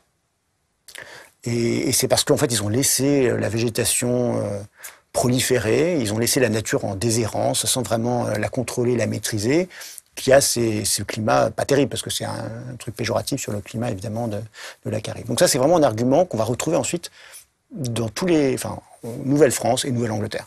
Un argument pro-colonisation. Qui est aussi un argument pour se motiver, parce que pour aller coloniser le Canada au milieu du XVIIe siècle, en petit âge glaciaire, avec des hivers absolument terribles, autant vous dire qu'il fallait en vouloir, quoi. Et donc, c'est un argument pour dire, non, mais si ça vaut le coup quand même d'aller envoyer des colons en Nouvelle-France, parce qu'à terme, quand ils auront vraiment travaillé la terre, cultivé le sol, etc., le climat va vraiment être celui comme la France, quoi. Ce sera la Nouvelle-France, vraiment. C'est à peu près à la même ligne de latitude. On aura le même climat de part et d'autre de l'Atlantique. Au fond, c'est aussi pour expliquer ce truc bizarre, ce phénomène étrange. Comment ça se fait qu'on ait des climats si différents de part et d'autre de l'Atlantique à la même ligne de latitude? Chose auxquelles ils ne connaissaient pas le Gulf Stream, etc. Les colons ne s'attendaient pas. Donc il y a eu tout un premier temps du discours sur le changement climatique qui était un discours très, très optimiste, impérial, qui servait aussi à justifier la colonisation et puis aussi la hiérarchie des peuples. C'était dire, en fait, les Indiens, c'était un peuple efféminé qui n'a pas réussi à maîtriser la nature et les Européens chrétiens vont par contre y arriver. Donc il y avait vraiment cette idée de hiérarchie raciale. Ça va servir aussi à hiérarchiser les peuples orientaux, avec cette idée que, par exemple, les ruines de Babylone, qui se trouvent maintenant au milieu d'un désert, fin 18e, début 19e siècle, ça va être interprété comme les conséquences d'un changement climatique causé par les locaux qui ont trop coupé de bois, qui ont changé le climat et qui, ce faisant, ont produit leur propre dégénérescence raciale. C'est un discours qui est toujours raciste, sachant qu'à cette époque, le climat, c'est ce qui façonne très profondément les corps, l'intellect, les sociétés, les civilisations. Et donc, il y a des civilisations inférieures, c'est aussi parce qu'elles ont mal géré leurs environnements. Alors, vous pensez que le climat, en effet, avait une influence directe sur les sociétés, en particulier déjà les Grecs faisaient ça à l'époque. Oui, donc la Grèce est bien située, juste, c'est pour ça que nous, on est les chacun meilleurs. est dans le meilleur climat, ça c'est typique. Et donc, effectivement, c'est un topos dans toute la littérature du XVIIIe siècle, pensez à Montesquieu, évidemment. Et donc, c'est pour ça aussi que le climat était si important intellectuellement pour les Européens, parce qu'ils étaient dans un moment où le climat, au fond, avait une plus grande importance politique que pour nous maintenant, puisque ce déterminisme climatique, Dieu merci, il a disparu.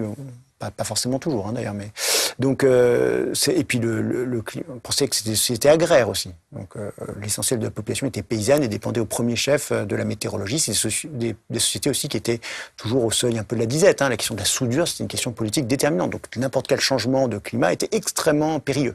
Et on se rappelle aussi en 2012 les propos allemands sur la Grèce et puis du Club Med. Oui, il y a peut-être encore des théories de Montesquieu là-dedans, j'en sais rien, j'ai pas du tout creusé ça. Ce qui est sûr, c'est que ce discours impérial climatique va se transformer en catastrophisme. On a un discours très anxieux sur le changement climatique, et ça va être au moment de la Révolution française. Alors, il n'y a pas que la Révolution, mais la Révolution joue un rôle important. C'est assez amusant de voir les débats climatiques pendant la Révolution française. En gros, la dégradation du climat devient un moyen de blâmer l'adversaire politique. Donc, quand les révolutionnaires arrivent en 1789, ils disent si le climat s'est dégradé en France, et c'est vrai qu'il y avait des c'est connu, les mauvaises récoltes, et donc le prix du pain qui qui augmente, etc.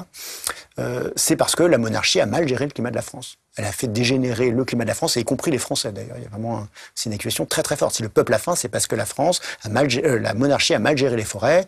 Elle a aussi laissé les étangs proliférer, etc., qui créent de l'humidité et donc des mauvaises saisons. Et puis évidemment, cet argument, ça va retomber sur le révolutionnaire, parce que qu'est-ce qui se passe en 89 ? Les paysans comprennent le 14 juillet comme la récupération de droits dont ils s'estiment avoir été expropriés depuis 20 ou 30 ans. Depuis les années 1760, le prix du bois augmente. Il y a ce qu'on appelle, de manière plus générale, la réaction féodale, et donc les aristocrates essayent de récupérer des droits exclusifs sur les forêts. Des forêts qui pouvaient être communes auparavant, qui vont être privatisées en partie. On va construire des murs autour, mettre des gardes forestiers, et c'est très rentable de vraiment se focaliser sur la production de bois. Et donc les paysans n'ont plus accès à ces terrains boisés pour faire paître les animaux, pour faire leur bois mort, etc. Bon. Et donc en 1789, les paysans, ils estiment qu'ils ont le droit, ils sont en droit de récupérer ces usages forestiers. Et ça horrifie l'élite parisienne, qui avait été acculturée à l'idée que la propriété privée, c'est quand même la manière de mieux gérer la nature, quoi, pour dire les choses simplement. Et c'est à partir de là qu'on voit tout un discours proliférer qui vient en fait d'agronomes, mais qui va se diffuser, les curés vont répéter ça, les maires, etc. Ça va se diffuser un petit peu dans les élites provinciales sur si vous coupez le bois, vous allez créer une catastrophe climatique. C'est une manière de gouverner en fait les usages populaires de la nature. À ça s'ajoute qu'en 1791, il y a une loi qui permet au propriétaire forestier de déboiser chez lui, sans avoir à demander une autorisation administrative. Et donc, il faut gouverner en fait les usages de la nature. Et c'est à ce moment-là qu'il y a vraiment cette idée, il faut inculquer une conscience environnementale. Je pense que il se passe vraiment quelque chose d'important à partir de 1789 en France sur comment on gère un peuple de paysans libres. Avec un discours... Il y avait déjà donc une histoire de main invisible du propriétaire terrien qui finalement fait tout bien. Alors, ça c'était la théorie des libéraux, mais il y avait plein d'autres théories qui, eux, pensaient que ça pourrait être la catastrophe. Si on déboise trop, ça peut avoir plein de conséquences. Mais c'est vrai que ça avait des conséquences sur l'érosion, par exemple. L'érosion des sols, ça a des conséquences très directes, quoi. Disons qu'ils en rajoutent une couche en invoquant les questions du changement climatique. Mais c'est intéressant. Donc, à l'époque, finalement, et donc même avant, on pouvait penser que l'homme influait sur le climat, quoi, localement, parce que ça, on a l'impression que c'est quelque chose qui n'a jamais existé, que c'était récent, que d'ailleurs, dans les années 90, 2000, il y avait des débats sur, mais non, l'homme ne peut pas changer le climat de la planète. Oui, en fait, c'est des vieux débats très anciens, avec comme conséquence qu'on a produit des savoirs là-dessus depuis longtemps, et des savoirs assez perfectionnés, en fait. Dans les années 1770, il y a toute une tradition scientifique qui naît, qui est celle de la climatologie historique, dont je vous ai déjà brièvement parlé, mais en gros, on va étudier l'évolution des glaciers, l'évolution des bancs de vendange, l'évolution de l'étagement de la végétation en montagne. Enfin, on fait des choses vraiment précises, quoi, de la très bonne science, la meilleure science qu'on pouvait faire à cette époque, hein. On n'avait pas encore de satellites, etc. Mais voilà, c'est une question brûlante, en fait, parce que c'est une question politique cruciale. La forêt, à cette époque, c'est la pourvoyeuse d'énergie, de matériaux de construction. Enfin, vous voyez, c'est un peu le plastique, le béton et le pétrole de maintenant. Et voilà, donc c'est vraiment une question de politique fondamentale. Donc ça, c'est un point, je trouve, important, parce que souvent, on a une histoire de l'environnement qui se focalise sur les précurseurs. Alors ça, il y a des bibliothèques entières sur les précurseurs de l'environnementalisme, avec souvent quelques intellectuels un peu piochés, on ne sait pas trop pourquoi. Et en fait, il faut vraiment sortir de cette histoire-là. L'histoire des inquiétudes sur l'environnement, c'est une histoire qui est très généralisée. C'est une histoire de gouvernement des populations. Je vous ai parlé de ce discours sur la forêt, mais c'est aussi une histoire d'un environnementalisme du pauvre, une histoire de décence environnementale commune. Et il y a tout plein de théories environnementales chez les paysans, chez les pêcheurs. J'ai travaillé là-dessus dans l'Apocalypse joyeuse. Par exemple, l'idée d'écosystème, l'idée que les êtres vivants ont des relations de symbiose, et que si on touche un petit bout de la nature, ça peut avoir des répercussions sur des grands espaces et des grands éléments de la nature. Ça, c'est une idée qu'on trouve assez fréquemment dans les discours des pêcheurs des années 1760, par exemple. Et donc, vraiment ne pas raconter l'histoire de l'environnement comme une histoire de quelques intellectuels qui nous auraient éclairés sur les problèmes, je pense que c'est très salutaire et c'est très libérateur, quoi. Ça n'empêche pas que des fois, des scientifiques découvrent des problèmes. Ça existe aussi. C'est pas pour dire que ça n'existe pas. D'une certaine manière, la question du CO2, c'est pas simplement l'histoire de quelques découvertes, mais il y a eu quand même des avancées scientifiques. Je pense particulièrement à l'étude des isotopes, du carbone 14, en gros, qui permettent de faire drastiquement avancer la question scientifique. Vous racontez comment, autour de 1810, en France, donc on est encore très loin des découvertes sur le climat, se passent des évolutions juridiques extrêmement intéressantes sur les problématiques de l'industrie, parce que l'industrie commence à naître. En particulier, vous prenez l'exemple des entreprises de soude. Vous pouvez nous raconter ce qui s'est passé et surtout les conséquences sur la population, parce que c'est quand même très intéressant. Alors, 1810, c'est la date d'un décret qui est fondateur dans le droit de la pollution. En France, et pas que en France, parce qu'en 1810, la France est un peu à son apogée territorial, donc ça a influencé pas mal de systèmes juridiques de nos voisins européens. C'est sous, évidemment, Napoléon. Et donc ce décret de 1810, il avait longtemps été perçu comme un acte fondateur du droit de l'environnement. Parce que l'industriel, dorénavant, doit demander une autorisation au préfet, et pour les choses les plus polluantes, les industries de première classe, donc par exemple la soude, carrément au ministre de l'Intérieur qui rend son avis en Conseil d'État. Donc vraiment le sommet de la hiérarchie du droit administratif. Alors, c'est perçu comme une avancée environnementale parce qu'on ignore ce qu'il y avait avant. Et avant, il y avait déjà des artisans qui polluaient, on avait déjà eu des manières de réguler ce genre de problème, évidemment. Et la manière qu'on avait de réguler ça, c'était de passer par la police. Si vous prenez au milieu du XVIIIe siècle, la police, elle mérite pleinement son nom. C'est vraiment une institution urbaine. Elle s'occupe de l'urbain. À Paris, elle s'occupe de tout ce qui a trait à la vie urbaine. Ça ressemblerait un peu à la fois des règlements d'urbanisme et puis des normes de sécurité. Par exemple, la façon dont on gère la sécurité en ville. Vous avez Paris qui est divisé en quartiers de police, 20 quartiers de police. Dans chaque quartier de police, il y a 2 commissaires de police. Chaque jour, ils doivent faire une ronde. Ils ont un habit distinctif, donc on les repère. Et puis, les voisins peuvent les interpeller en disant là, il y a un artisan, il est en train de mettre un truc qui pue dans la rue, il faut que vous fassiez quelque chose. Et donc on voit, il y a les journées de police qui sont dans les archives du Châtelet, et on voit que les policiers sont en permanence en train de policer, si vous voulez, les comportements urbains. C'est une sorte de travail constant de police des micro-risques urbains. Ça va je me souviens de cet exemple, une dame qui écossait ses oignons dans la rue, non, elle peut pas faire ça, donc voilà, tu vas faire ça ailleurs, quoi. Et ça va aussi jusqu'aux artisans qui émettent des fumées, etc. Et donc, la manière dont on régulait à ce moment-là l'environnement, c'était plutôt par exclusion de l'espace urbain. En gros, si un certain nombre de voisins étaient d'accord pour dire ça sent trop mauvais, très vite, l'artisan était interdit d'exercer, il devait aller ailleurs, quoi. Donc ça crée une sorte de zoning. Par exemple, tout ce qui sentait vraiment très mauvais, le travail de la matière organique, ça allait le long de la Bièvre, dans l'actuel 13e arrondissement, où voilà, on avait un peu sacrifié cette rivière aux tanneries, aux boyauderies, etc. Et évidemment, quand l'industrialisation arrive, donc il y a des procédés qu'on sait polluants, mais qui nécessitent beaucoup de capitaux. Les industriels ne peuvent pas supporter l'incertitude que fait poser la police. Et donc le décret de 1810, on a l'impression que c'est écolo, mais ça sert à stabiliser le capitalisme industriel. Parce qu'une fois que vous avez eu votre autorisation du ministre de l'Intérieur en Conseil d'État, les voisins, ils peuvent toujours peuvent faire ce qu'ils veulent. L'industriel, il ne va pas être interdit. Et c'est vrai qu'il y a très très peu de cas d'exemples d'usines qui sont interdites après en ayant été dûment autorisées par la procédure du décret de 1810.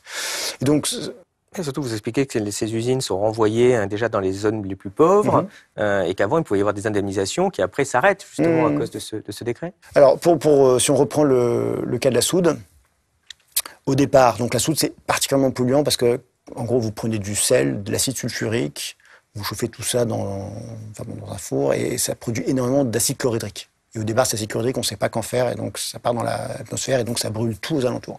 Donc des champs, même des propriétés, des maisons, les tapisseries sont décolorées, etc. Enfin, c'est extrêmement... si vous avez déjà senti un peu d'acide chlorhydrique, c'est extrêmement désagréable, c'est une pollution extrêmement sensible. Alors au départ, ça se concentre, il y en a quelques-unes autour de Paris, mais surtout autour de Marseille, parce qu'il y a la savonnerie, on a besoin de soude pour faire du savon. Au départ, c'est dans les banlieues proches de Marseille, où les aristocrates, les juristes aussi, les juges, les avocats avaient des propriétés, des bastides. Autant vous dire qu'ils ne sont pas ravis d'avoir ces nouveaux voisins. Et donc, il y a toute une levée de boucliers juridiques encouragée par les juristes de Provence, qui, en plus, là, on est donc dans les années 1810, et surtout après 1815, après la chute de Napoléon, en vérité, ils sont extrêmement furieux parce que, avant, le Parlement de Provence, c'était une grande institution judiciaire. Et avec le nouveau système administratif, ils sont devenus beaucoup moins importants. Et donc, ils vont mener une sorte de guérilla judiciaire contre les industriels. Et on a des exemples d'avocats qui parcourent les campagnes autour de Marseille et qui disent aux paysans, à des petits paysans, faites un procès, je vous avance les frais, puis je me récupère la moitié des dédommagements. Et donc, il y a vraiment une guérilla juridique qui a une vraie influence. Et donc, il y a les industriels qui disent, non, mais là, on va mettre la clé sous la porte.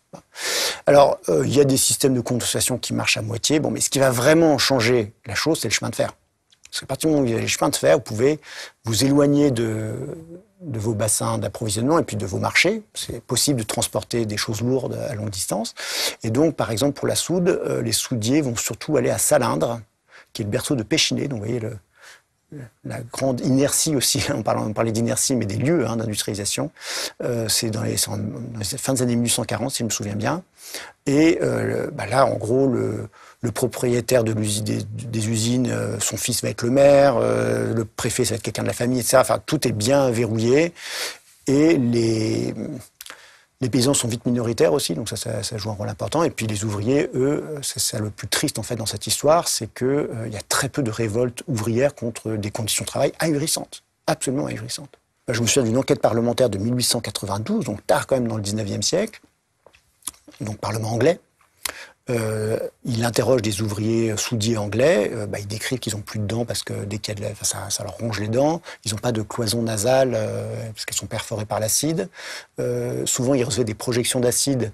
Et la solution pour éviter ça, d'être aveugle, en fait, c'était que le collègue vienne vite lécher la cornée pour éviter que l'acide attaque la cornée. Enfin, des conditions de travail hallucinantes. Et ça, on a quasiment... Alors, c'est un document tardif, 1892. Ça existe depuis les années 1800, ces usines de soude. Sur 90 ans, on n'a quasiment aucune trace de ça. Il y a très très peu de documents de médecins qui informent ça. Il y a une thèse de médecine des années 1850 en France, mais c'est quasiment rien, quoi. Donc c'est l'énorme silence qu'il y a eu sur les conditions de travail des ouvriers, d'un lumpenprolétariat européen. C'est vraiment fondamental. Alors, on a déjà importé aussi pas mal de main-d'œuvre. Par exemple, autour de Marseille, c'était souvent des ouvriers qui venaient d'Italie. Des jeunes qui n'avaient pas d'enfants, et donc on leur donnait les tâches les plus difficiles parce que leur mort était ou leur maladie était moins impactante sur la communauté, quoi. Donc ça existait déjà. Et aussi c'était, comment dire, par exemple, ces ouvriers qui sont auditionnés par le Parlement anglais, ils ont complètement intériorisé l'idée de responsabilité individuelle. Quand il leur arrive quelque chose, ils sont responsables de l'accident. Ça, c'est frappant, quoi. C'est-à-dire, ils disent, ah oui, effectivement, il m'est arrivé ça, j'ai perdu un œil, ça, mais c'est parce que j'avais pas fait attention, etc. Donc voilà, c'est, une fois encore, vous voyez, là, c'est pas une histoire on peut parler de prise de conscience ou ce que vous, mais c'est plutôt des procédés assez concrets de répartition des risques, des manières de localiser l'industrie là où les gens vont pas trop râler, des manières de prendre le contrôle du social. Par exemple, donc c'est à Istres, la compagnie du Plan d'Arin, qui est une usine de soude, achète tout plein de champs, de pâturages qui lui servent à rien. Et ça sert par contre à louer ça aux bergers. Et donc, les bergers sont enrôlés et dépendent en fait de la compagnie, donc ils vont pas trop râler. Oui. C'est tous ces petits procédés en fait qui font que l'industrialisation peut avoir lieu en dépit de nuisances énormes et manifestes. C'est pas une question de prise de conscience. Tout le monde a bien conscience que les usines de soude c'était très polluant. Enfin, vous voyez, c'est pas. Et la Cour de cassation finira par dire qu'on pouvait plus indemniser pour les nuisances les voisins à cause de cette réglementation d'État finalement. Alors ça c'est un peu plus compliqué parce que donc le décret de 1810 fait que le seul recours c'est les tribunaux civils. Mais les tribunaux civils ne peuvent pas peuvent pas casser un acte administratif, séparation des pouvoirs. Et donc, les tribunaux civils vont donner des dommages, administrer des dommages. La question, c'est qu'est-ce qui est le dommage? Et juridiquement, par exemple, autour de Marseille, dans les années 1815-1828, vous avez l'idée qu'il va falloir compenser les gens pour la baisse de la valeur de leur propriété. Et là, ça chiffre très très vite. Parce que si vous avez un grand domaine avec des magnifiques oliviers, des vignes, et puis vous avez une usine qui crée une nuisance énorme, votre domaine ne vaut plus grand-chose. Et ça vaut beaucoup d'argent au départ. Et cette baisse de la valeur vénale, c'est vraiment ça le risque financier pour les industriels en termes de compensation. Et en 1828, il y a un arrêt de la Cour de cassation qui dit on arrête ça. C'est uniquement des dommages déjà réalisés. Or, la baisse de la valeur vénale, ça vaut que quand vous aurez vendu votre propriété. Pour l'instant, vous ne l'avez pas vendue, donc on ne sait pas combien elle vaudra quand vous la vendrez. Donc, on voit bien tout à fait évidemment pour protéger les industriels. Au 19e siècle, c'est très net. Le but En fait, il y a deux logiques qui s'affrontent, si vous voulez. Il y a la logique à l'échelle nationale du ministre de l'Intérieur qui, lui, veut développer l'industrie française et qui est souvent aussi de connivence avec des problèmes de corruption, avec les industriels, en tout cas certains industriels. Ça existe.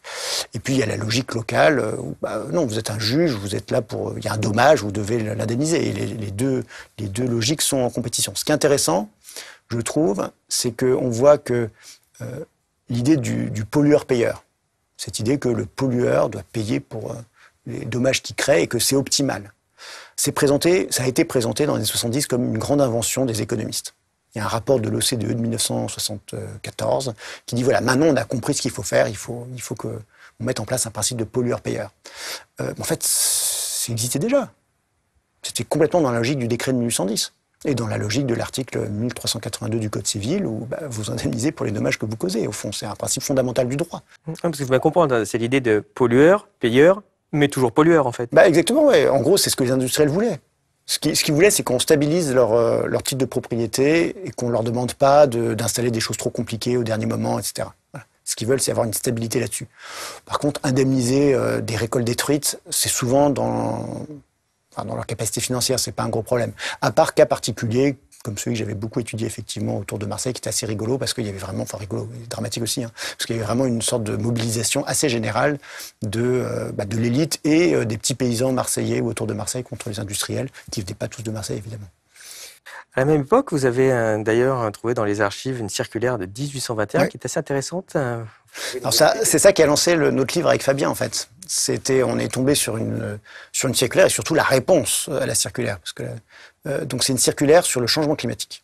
En 1821, le ministre de l'Intérieur demande une grande enquête à tous les préfets sur la question du changement climatique. Et les réponses... Parce qu'en fait, il fait froid à l'époque. Alors on est dans le sillage de l'explosion du Tambora, qui est un volcan en Indonésie, qui a créé la fameuse année sans été de 1816. Il y a de nouveau les oliviers qui gèlent en Provence en 1820. Donc voilà, on a des perturbations climatiques importantes. Et en 1821, donc le ministre de l'Intérieur demande de renseigner le lien entre déforestation et changement climatique depuis 1789. Je vous disais il y a quelque temps que le climat, c'est une manière de blâmer l'adversaire. Là, c'est clairement la Restauration qui met le froid sur le compte des révolutionnaires et de ce qui s'est passé depuis 1789 et la catastrophe qu'il y aurait eu dans les forêts. Et ce qui est assez chouette quand on a eu les réponses, donc c'est plusieurs milliers de réponses, c'est un gros volume de documents. on voit en fait que les préfets ensuite vont consulter les médecins, les agronomes, des propriétaires fonciers, etc. Donc on a la réponse d'une petite élite provinciale sur cette question. Et pour ces gens-là, c'est pas une surprise cette question. La question du changement climatique est complètement intégrée, ça fait vraiment partie de leur univers mental, quoi. C'est pas une question bizarre qu'on leur pose. Donc c'est là où on s'est dit avec Fabien qu'il y avait vraiment un sujet important, parce que c'est pas la question du changement climatique, c'était pas quelques savants qui travaillaient dans leur coin, non, c'était quelque chose qui s'est largement diffusé en fait dans la conscience populaire, ou en tout cas d'une petite élite provinciale, cette idée de changement climatique, quoi. Nous arrivons à la fin de cet entretien. Donc pour la suite, eh bien, on renvoie à votre livre qui explique bien ce qui s'est passé à la fin du 19e siècle avec le début des connaissances sur le climat, puis la première partie du 20e avec cette connaissance scientifique qui commence à bien s'installer. Et comme on en parlait tout à l'heure, effectivement, la fabrication du doute à partir des années 50-60. Je vais donc vous poser la question rituelle pour conclure, qui est qu'est-ce qui, selon vous, est connu de peu de personnes, mais qui mériterait d'être connu de tous ? Alors, ce que j'ai en tête là, c'est quelque chose d'assez ponctuel, mais que je trouve assez frappant. Dans les dernières statistiques énergétiques de la Chine, vous avez deux chiffres absolument ahurissants. La masse de carburant synthétique, donc fabriqué à partir du charbon. 35 millions de tonnes d'essence produite par procédé Fischer-Tropsch ou hydrogénation, plus 80 millions de tonnes de méthanol. C'est un autre constituant qu'on tire du charbon. Donc vous avez 115, 120 millions de tonnes d'essence en fait, qui sont produites à partir du charbon en Chine. Pour donner un titre d'exemple, la France, si je me souviens bien, consomme 40 millions de tonnes d'essence. C'est 1/6 des carburants chinois qui donc tirés du charbon, qu'on met dans les voitures. À cela s'ajoutent les voitures électriques. Les voitures électriques, en France, en Europe, aux États-Unis, on en parle comme d'une technologie de décarbonation de l'économie. Ce qui est évidemment faux. Et on voit bien avec le cas de la Chine. Il faut savoir que la moitié des voitures électriques en ce moment roulent en Chine. Et en Chine, l'électricité, elle est produite à 80% à partir du charbon. Donc en fait, il y a de plus en plus, je trouve ça assez intéressant de voir qu'il y a de plus en plus de mobilité qui était plutôt pétrole, qui bascule vers le charbon. Depuis, et ça c'est très récent, l'explosion des carburants synthétiques en Chine, on parle de 2000, c'est la suite en fait du renchérissement du pétrole en 2008, les investissements ont lieu après, donc on parle de 2016-2017.